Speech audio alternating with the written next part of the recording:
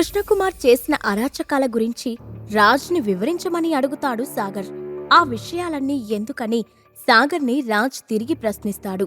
దాంతో రాజ్కి ప్రశ్నించే హక్కు లేదని సాగర్ గట్టిగా చెప్తాడు. సాగర్ వైలెంట్గా బిహేవ్ చేస్తూ ఉండడం చూసిన రాజ్ భయంతో రెండడుగులు వెనక్కి వేసి సాగర్ వైపు అనుమానంగా చూస్తూ, నువ్వు నీ మాటలు నిలబెట్టుకుంటావు కదా? నేను నిజం బయటపెట్టిన తర్వాత నా భార్య, కూతురు సేఫ్గానే ఉంటారు కదా అని ఆత్రంగా అడిగాడు. హా అని చిన్నగా అన్నాడు సాగర్. ఖమ్మంలో ఎక్కడా లేని విధంగా కృష్ణకుమార్ కంపెనీ కొత్త కొత్త టెక్నాలజీస్ ని అందుబాటులోకి తెస్తూ ఉంటుంది. కొత్త కొత్త గ్యాడ్జెట్స్ వాళ్ళ కంపెనీలో దొరుకుతాయి. కానీ అది బయట ప్రజలకు మాత్రమే. వాళ్ళ నిజమైన బిజినెస్ ఏంటంటే అత్యంత పురాతనమైన వస్తువులను, అలాగే విగ్రహాలను దొంగిలించి విక్రయించడం. సీక్రెట్ కెమెరాలలో కూడా ఎవరికీ దొరకని ఎన్నో యాంటిక్ వస్తువులను కూడా కుమార్ ఫ్యామిలీ అక్రమంగా తరలిస్తూ ఉంటుంది అని వివరించాడు రాజ్. సాగర్ అతని మాటలు మౌనంగా వింటూ ఉండడంతో రాజ్ తను చెప్పేది కంటిన్యూ చేస్తూ, రీసెంట్గా రియల్ ఎస్టేట్ వ్యాపారం కూడా మొదలుపెట్టారు.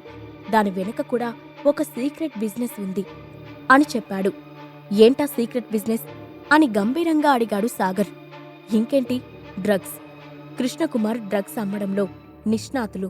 గత 5 ఏళ్లలోనే కృష్ణకుమార్ ఫ్యామిలీ ఎన్నో కంపెనీలను తన ఆధీనంలోకి తీసుకుంది.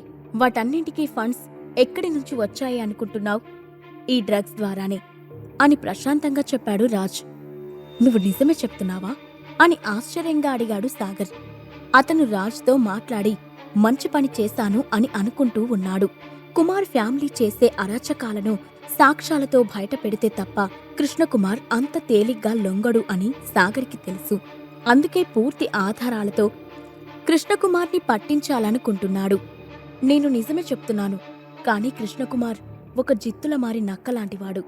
ఏ పని చేసినా ఎక్కడా ఒక్క క్లూ కూడా వదిలిపెట్టడు. నిజానికి డ్రగ్స్ ఎవరి దగ్గర నుంచి వస్తున్నాయో, ఎవరికి వెళ్తున్నాయో నాక్కూడా తెలీదు. నేను కేవలం ఒక మధ్యవర్తిగానే పనిచేశాను అని వివరించాడు రాజ్. డ్రగ్స్లో ఇంకా ఎవరెవరు ఇన్వాల్వ్ అయి ఉన్నారు అని సూటిగా అడిగాడు సాగర్. దానికి రాజ్ తల అడ్డంగా ఊపుతూ, నాకు తెలీదు. ఇందులో ఇన్వాల్వ్ అయిన వాళ్ళు ఎవరూ ఒకరితో ఒకరు మాట్లాడుకోరు. ఏ లొకేషన్లో డ్రగ్స్ వదిలి వెళ్లారు అన్నది మాత్రమే మాకు ఇన్ఫర్మేషన్ ఉంటుంది. మేము అక్కడి నుంచి డ్రగ్స్ కలెక్ట్ చేసుకుని పేమెంట్ వేరే చోట ఇస్తాము. లొకేషన్ ఎప్పటికప్పుడు చేంజ్ చేస్తూనే ఉంటాడు కృష్ణకుమార్ అని వివరించాడు. ఆ మాటలు వినగానే సాగర్ తన ఎదురుగా ఉన్న బల్లపై ఛ అంటూ డిసప్పాయింటెడ్గా కొట్టాడు. అప్పుడు రాజ్ వంకరగా నవ్వుతూ, నేను తెలివి తక్కువ వాడివి అనుకున్నావా?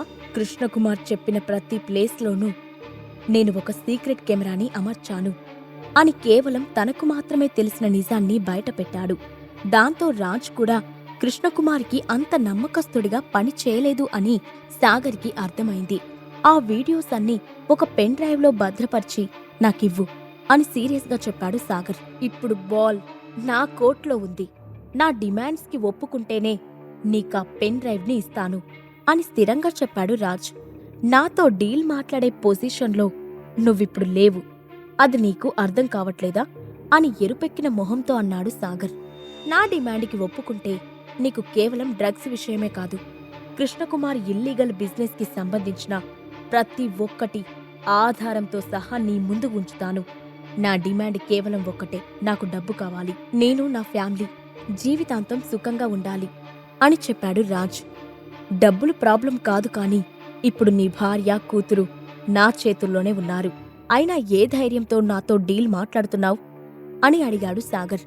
సాగర్ ఎంత బెదిరించాలని చూసినా రాజ్ మాత్రం తగ్గేదే లేదన్నట్టుగా, నా దగ్గర నుంచి నువ్వు ఒకటి పొందాలి అంటే నీ దగ్గర నుంచి ఒకటి నాకివ్వాలి అని చెప్పాడు. నువ్వు నాకు ఏమి ఇవ్వకపోయినా సరే, కృష్ణకుమార్ ఫ్యామిలీని ఎలా నాశనం చేయాలో నాకు తెలుసు.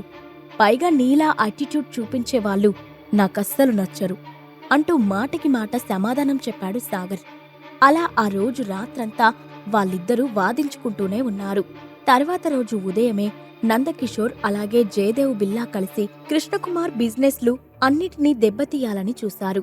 వాళ్ళు వేసిన ప్లాన్లు సక్సెస్ అయి మార్కెట్లో కృష్ణకుమార్ షేర్ వాల్యూ పాతాళానికి తాకుతూ ఉంటే అది చూసి కృష్ణకుమార్ గట్టిగా అరుస్తూ తన ఎదురుకుండా ఉన్న మానిటర్ని విసిరికొట్టాడు. నిన్న వాళ్ళతో బానే మాట్లాడి వచ్చాను కదా, ఈరోజు సడన్ గా ఆ జయదేవ్ గాడు నందకిషోర్ గాడు ఇలా చేశారేంటి? వాళ్ళిద్దరికీ జీవితం మీద ఆశ లేనట్టుంది అంటూ పిడికిలి బిగించాడు కృష్ణకుమార్. అతడిని అలా చూడగానే అతని ఎదురుగుండా కూర్చున్న ఫైనాన్స్ అడ్వైజర్స్ అందరికీ నుదిటి నుండి చెమటలు కారడం మొదలయ్యాయి. వాళ్ళలో ఒక పెద్దాయన మాత్రం ఏదో ఆలోచించి, నాకెందుకో రాజ్ నిజం చెప్పేశాడు అనిపిస్తుంది, లేదంటే వాళ్ళు ఇంత ధైర్యంగా నిన్ను దెబ్బ కొట్టేవాళ్లు కాదు అని చెప్పాడు. అది విన్న కృష్ణకుమార్ కళ్ళు చిన్నవి చేసి, మీరు చెప్తుంటే నాకు అదే అనిపిస్తుంది. తన పక్కనే చేతులు కట్టుకొని నిలబడి ఉన్న ఒక వ్యక్తి వైపు చూసి, వెంటనే నువ్వు నందకిషోర్ ఇంట్లో పనివాడిగా చేరి వీలైనంత త్వరగా రాజ్ని చంపేయ్ అని కసిగా చెప్పాడు. వెంటనే ఆ వ్యక్తి సరే అన్నట్టుగా తల ఊపి పెద్ద పెద్ద అడుగులు వేసుకుంటూ ఆ రూమ్ నుండి బయటకు వెళ్ళిపోయాడు. ఇదంతా కూడా ఆ రూమ్ బయట ఉన్న కిటికీలోంచి చూసిన అనిరుద్ డిసప్పాయింటెడ్గా మొహం పెట్టి అంతలోనే ఏదో ఆలోచించుకొని ఎవరికీ చెప్పకుండా కృష్ణకుమార్ విల్లా నుండి బయటకు వెళ్ళిపోయాడు. మరోవైపు నందకిషోర్ ఇంట్లో సాగర్ ఉత్సాహంగా విజిల్ వేసుకుంటూ బ్రేక్ఫాస్ట్ చేయడానికి డైనింగ్ రూమ్కి వెళ్లాడు. నువ్వింకా నా ఇంటి నుండి బయటకు వెళ్ళలేదా అని విసుక్కుంటూ అడిగింది శోభ. నాన్నగారు ఏం చెప్పారో మర్చిపోయావా? తనతో మర్యాదగా ప్రవర్తించు అని రజని సీరియస్గా చెప్పి సాగర్ వైపు తిరిగి పలకరింపుగా నవ్వుతూ, తొందరగా రా, టిఫిన్ చల్లారిపోతుంది అని చెప్పింది. అరవింద మాత్రం ఏం మాట్లాడకుండా సాగర్ వైపే చూస్తూ ఉంది. ఆమె బుగ్గలు ఎరిపెక్కడం గమనించిన రజని తనలో తాను నవ్వుకుంది. కొంతకాలంగా రజని ఖమ్మంలో లేకపోయినప్పటికీ అక్కడ జరిగిన విషయాలన్నీ ఎప్పటికప్పుడు నందకిషోర్ ఆమెకు చేరవేస్తూనే ఉండేవాడు. విశ్వ ఆర్గనైజేషన్తో కలిసి 7 బ్రదర్స్ని ఓడించి సాగర్ వచ్చాడు అని తెలిసినప్పటి నుండి అరవిందని సాగర్కి ఇచ్చి పెళ్లి చేయాలని రజని ఫిక్స్ అయిపోయింది. ఆమె మనసులో సాగర్కి ఉన్న స్థానం మరింతగా పెరిగిపోయింది. సాగర్తో రజని కులాసా కబుర్లు చెబుతూ ఉన్న సమయంలోనే అతని ఫోన్ రింగ్ అయింది. అక్కడ స్క్రీన్ మీద పేరు చూసిన వెంటనే, ఆంటీ, మీరు టిఫిన్ చేస్తూ ఉండండి, నేను ఇప్పుడే వస్తాను అని చెప్పి దూరంగా వెళ్లి కాల్ అటెండ్ చేశాడు సాగర్. సాగర్ హలో అనకముందే అవతలి వైపు నుండి టార్జాన్ మాట్లాడుతూ, మాస్టర్ విశ్వ, మనకు ఒక పెద్ద చిక్కు వచ్చి పడింది. మిరియడ్ ఇమేజ్ సెక్టార్ నుండి చంద్రశేఖర్ గారు, డాన్ హాల్ నుండి రాధిక గారు వచ్చి మిమ్మల్ని కలిసే వరకు ఇక్కడి నుంచి వెళ్లమని మన మెయిన్ బ్రాంచ్ లోనే తిష్టవేశారు అని గుక్క తిప్పుకోకుండా చెప్పాడు. అది వినగానే సాగర్ కనుబొమ్మలు అనుమానంతో ముడిపడ్డాయి. వాళ్ళిద్దరూ నా కోసం ఎందుకు వెతుకుతున్నారు అని చిన్నగా తనలో తాను అనుకుంటూ ఆలోచించడం మొదలుపెట్టాడు. రాధిక విశ్వ ఆర్గనైజేషన్లో జాయిన్ అవ్వడానికి వచ్చుండొచ్చు. చంద్రశేఖర్ గారు రావడానికి గల కారణమేంటి? నేను మిరియడ్ ఇమేజ్ సెక్టార్లో ఎక్కువ కాలం టైం స్పెండ్ చేయట్లేదు అని వచ్చారా, లేదంటే బోలాని దొంగ దెబ్బ తీసి విశ్వ ఆర్గనైజేషన్తో చేతులు కలుపుదామనుకుంటున్నారా అని సాగర్ మనసులో అనుకున్నాడు. అంతలోనే, మాస్టర్ విశ్వ, నేనిప్పుడేం చేయాలి అని కంగారుగా అడిగాడు టార్జన్. నేను వచ్చే వరకు వాళ్ళిద్దరినీ జాగ్రత్తగా చూసుకో. వాళ్ళు ఎంత కాలమైనా సరే విశ్వ ఆర్గనైజేషన్లో ఉండొచ్చు. వాళ్ళిద్దరూ మనకి వివిఐపి గెస్ట్లు. ఈ విషయం బాగా గుర్తుపెట్టుకో. వాళ్ళకి ఎటువంటి లోటు రాకూడదు అని నొక్కి చెప్పాడు సాగర్. సరే మాస్టర్, కానీ ఇంకో విషయం ఏమిటంటే అఖిల మేడంని ఇంకా శ్రావ్య మేడంని విదూర్ సేవ్ చేయలేకపోయాడు అని భయంగా చెప్పాడు టార్జాన్. అఖిల ఇంకా ప్రమాదంలోనే ఉందని తెలిసి సాగర్ మనసు ముక్కలైపోయింది. కానీ ఎమోషన్స్ కి లొంగిపోతే తను సరిగ్గా ఆలోచించలేను అనుకుని డీప్ బ్రీత్ తీసుకున్నాడు. విదూర్ని హైదరాబాద్లోనే వాళ్ళిద్దరి కోసం వెతుకుతూ ఉండమని చెప్పు. వసు ఫ్యామిలీతో అతన్ని డీల్ చేయమను అని సాగర్ ఏదో చెప్తూ ఉండగానే అకస్మాత్తుగా అమ్మా అంటూ శోభ గట్టిగా అరిచింది. దాంతో హడావుడిగా కాల్ కట్ చేసేశాడు సాగర్. ఆ తర్వాత అతను విల్లా లోపలికి పరిగెడుతూ ఉండగానే, ఏమైంది నీకు? నన్ను అక్కని ఇలా కంగారు పెట్టకు. వెంటనే ఎవరైనా వెహికల్ అరేంజ్ చేయండి. మనం ఇప్పుడే అమ్మని హాస్పిటల్కి తీసుకువెళ్ళాలి అని గట్టిగా అరుస్తూ ఉంది. సాగర్ లోపలికి వెళ్లి చూసేసరికి రజని అపస్మారక స్థితిలో అరవింద్ చేతుల్లో పడుకొని ఉంది. ఆమె ముఖం రక్తం చుక్కలేనట్టుగా పాలిపోయి ఉండగా ఆమె నుదిటి నుండి చెమట ధారాళంగా కారుతూ ఉంది.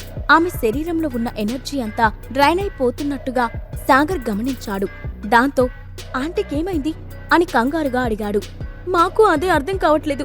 అమ్మ సూప్ నోట్లో పెట్టుకోగానే తల పట్టుకొని పడిపోయింది అని ఏడుస్తూ చెప్పింది శోభ. అదే సమయంలో అరవింద కళ్ళు కూడా నీళ్లతో నిండిపోయి ఉన్నాయి. ఆమె దేన్ని క్లియర్గా చూడలేకపోతుంది.